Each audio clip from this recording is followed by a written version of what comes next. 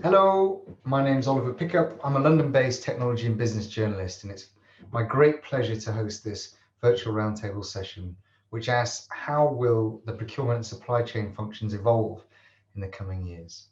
This short video is one of 3 roundtables in this series, which is titled Building a Resilient and Sustainable Supply Chain in 2021, and it's brought to you by Refinitiv, a London Stock Exchange Group business. The highlights of the trio of roundtables will be captured in an article in the Procurement and Supply Chain Innovation Special Report published in the Times on March the 24th. To help us look into the near and distant future, I'm pleased to be joined by 6 of the planet's most influential procurement and supply chain leaders.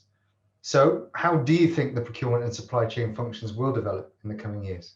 Well, for us, it has changed. We included procurement and sustainability in one function, so that has already shifted. And we continue to put more focus and deliberate focus on that intersection. Why so? One, what I said before, right? It's a must. We need to guarantee the supply chain of the ingredients for sure. But secondly, I think, Thomas, you made a point earlier on it.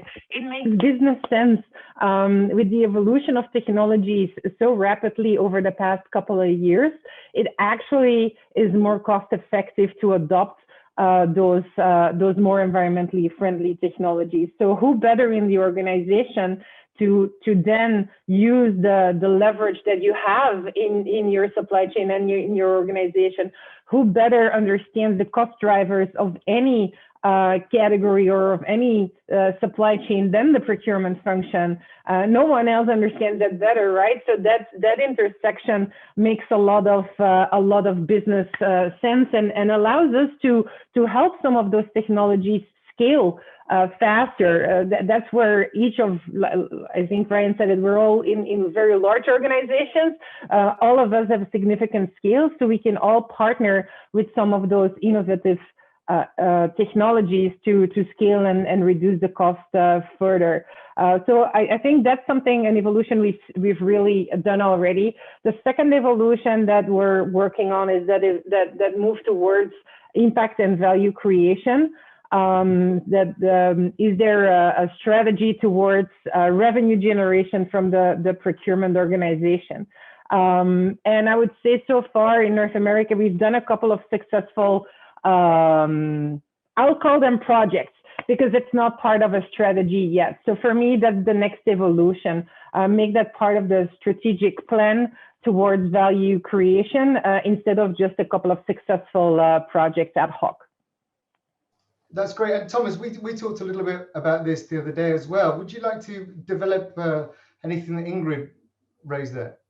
Yes, really hard. So I think Ingrid is spot on. It's about that intersection between sustainability, innovation. How do you orchestrate these ecosystems that you have in your supply base to extract value and make the most out of it? I think that's true. I mean, one of the things that I think is emerging on the horizon, which also comes out of COVID, where particularly the PPE example we saw, drove the best of collaboration. We didn't just see collaboration in companies.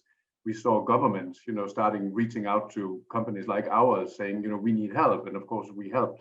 So I think there is a whole new domain opening up around sort of private-public partnerships for impact. And it's still early days. I think some of these ideas needs to be further, concepts needs to be proven.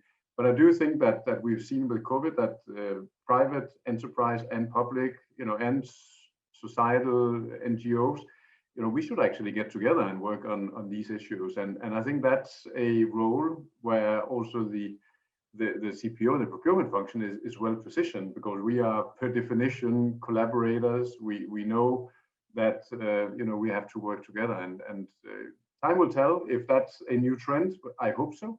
But let's see. Well, I mean, what do you think, Thomas? A kind of CPO of the near future. What skills and personality traits must they have? Ooh, that's a good question.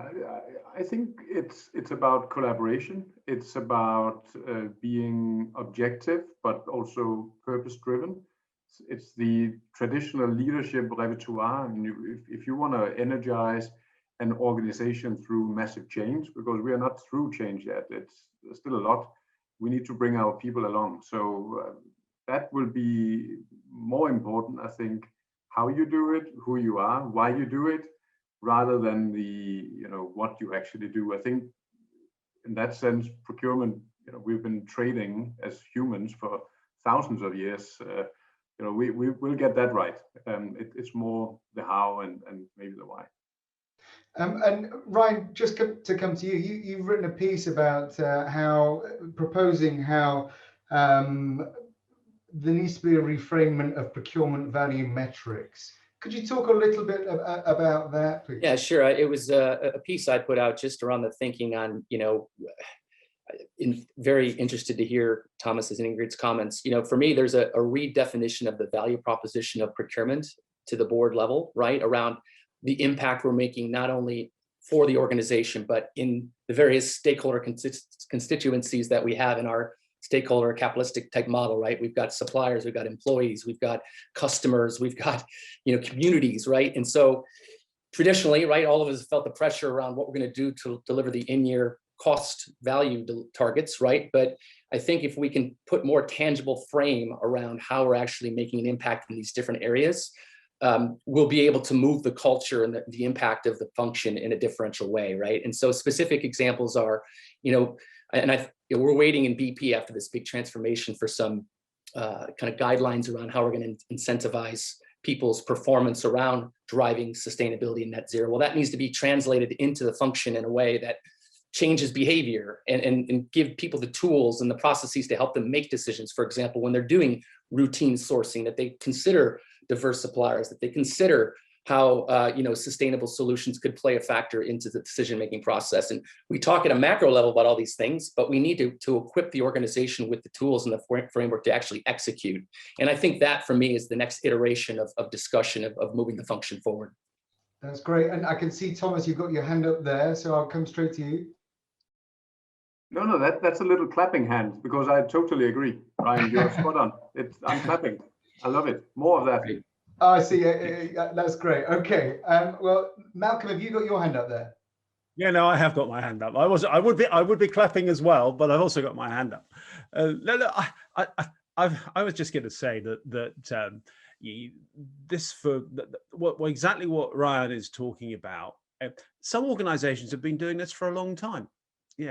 Some organizations have realized for a long time just how important their supply chains are and have put the right focus on procurement, on sustainability for many, many years. Unfortunately, I think for many years it tended to be a few and not many. And what we're seeing now is more and more organizations in different sectors seeing just how important it is to get the right focus on how you manage your supply chains. But that in itself, Ollie, I think brings up another really big challenge. And I was interested in what Ryan was saying around value and value metrics, because traditionally, everybody in procurement and supply focused on savings. And one of the things about that is it was easy to measure, and it was a nice sort of clear financial measure. Now, I think value is far more important than savings, but delivering value will always be important to the function. However, you're now asking the function to deliver an awful lot more things which are going to be governed by non-financial metrics. And I think there's some really important thinking to be done to come up with what those non-financial metrics are, because they might not all be comparable. Water is incredibly important to AB. Yeah, it's not going to be so important to a tech service company. And therefore, you are going to have different non-financial and non-comparable metrics. And I think the profession's got to get their mind around that and make sure you don't start being compared on things which are not comparable. How much are you really willing to spend to do that, right? I mean, I think it's going to be a mindset shift that in order to be able to deliver these ambitious goals, it's going to cost more money. And how do you actually handle that? Especially coming from a role that has historically been so focused on cost savings. I think that'll be quite a paradigm shift to watch. Yeah, I think, Malcolm, you called it making a Christmas tree, a huge Christmas tree, but not being able to find the fairy the other day, which I quite like that. But I mean, Will, to you, in a bid to engage kind of the younger workforce who will obviously become the workforce of tomorrow, supply chain diversity is going to become increasingly important, right? I mean, that's the thrust of it. How is GSK developing this, and how should others follow?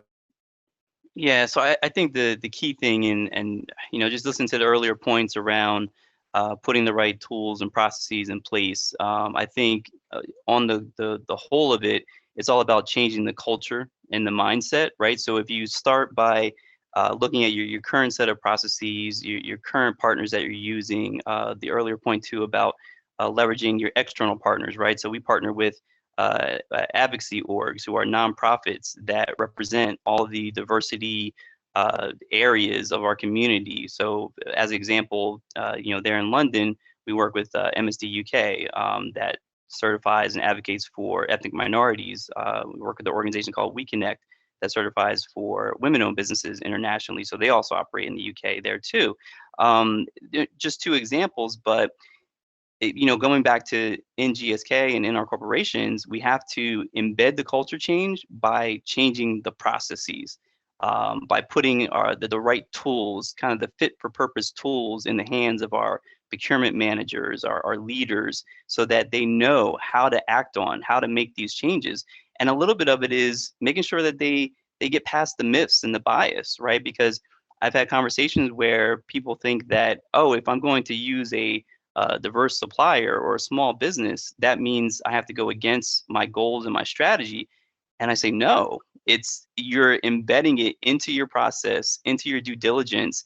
And you might find that the diverse supplier or small business helps you better achieve your goals and your strategies. So, but it's all about starting with the process, right? And making sure that's embedded, setting targets, gaining that senior leadership commitment, and most importantly, aligning to the corporate priorities. Because if you do that, then you align to all the corporate values and expectations as well too. Fantastic. So just to kind of wrap things up, I'm slightly conscious of time now. What's the most, where are the biggest opportunities here, do you think, in the coming years? And what are you most excited about? So perhaps, Ingrid, I'll come to you first. Most excited about the innovation coming from collaboration that will help us decarbonize the supply chain. I think we are just scratching the surface right now. So for me, that's something that I'm absolutely looking forward to. Fantastic. Thanks, Ingrid. Thomas?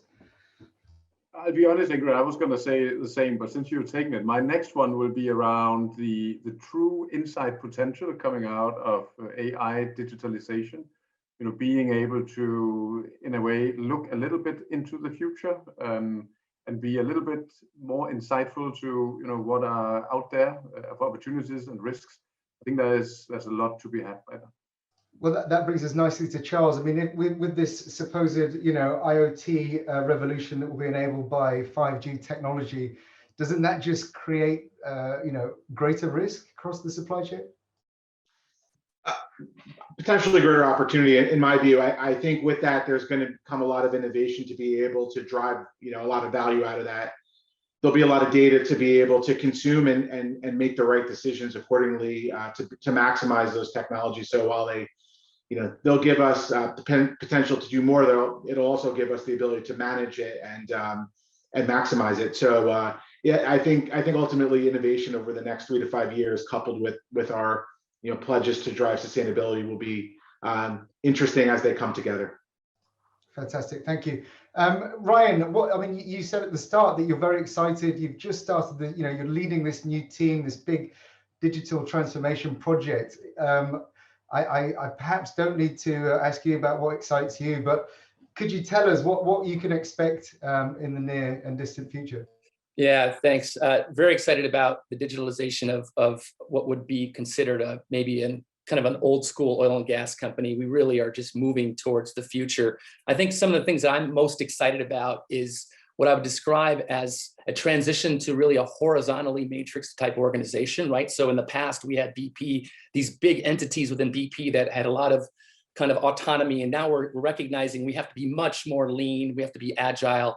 And so what the impact there is, we're going to have these macro processes, right? So if you think about in simplistic terms, there's a lot of people that do financial reporting, right? But we don't need to have 15 different ways to do that, right? So how do we maximize our impact by simplifying that and doing that in an agile fashion across the enterprise in a horizontal fashion?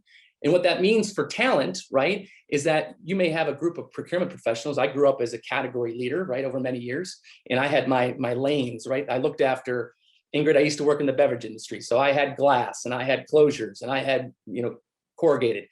Nowadays, I have a team of people that aren't, limited by their category, right? We have people that are high business acumen, high learning agility, that can drop themselves into a transformational type project, make an impact, have a level of influence where they can drive change, and then move on to the next thing. That might be a 1-year project, it might be a 3-year project, but it's a different skill set. And the digital side of it is that we can leverage these tools to move with greater pace, transparency, and collaboration. And I'm very excited about the future about that.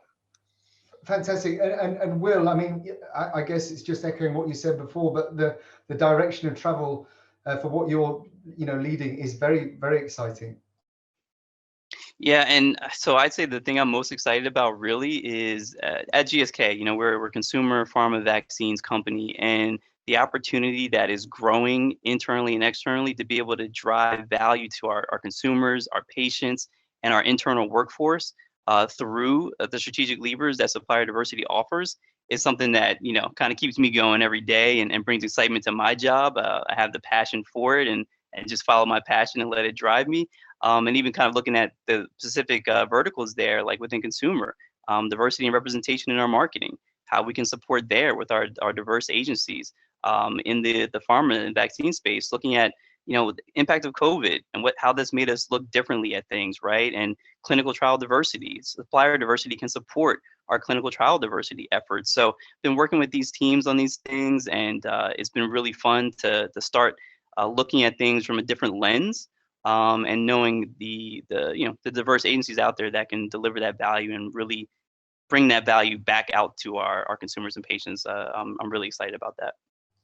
That's great. And again, sorry, last but not least, Malcolm, this isn't on purpose, I promise. But what are the sort of big opportunities that you can identify? Look, I was going to say innovation, but Ingrid said that. I was going to say technology, but Thomas has said that. I was going to say collaboration, but you kind of all said that. So I think I would end up by just saying, I just think it's an incredibly exciting time for the profession. I'm a lucky guy, Ollie. I mean, BP wouldn't give me a job, so I ended up making chocolate, and then I ran procurement for one of the largest brewing companies in the world. And I just look back and think I was incredibly lucky. And I just think the opportunities for this profession and the way this profession is more and more addressing issues which are important to society today are so much more now than they've ever been. And I think if what we can do as leaders in the profession is just get young people to understand how exciting a profession it is and get more young talent into the profession, I think that will not only be a great thing for us as a profession, it'll be something that we can give back to the profession, but also I think it'd be great for society as well.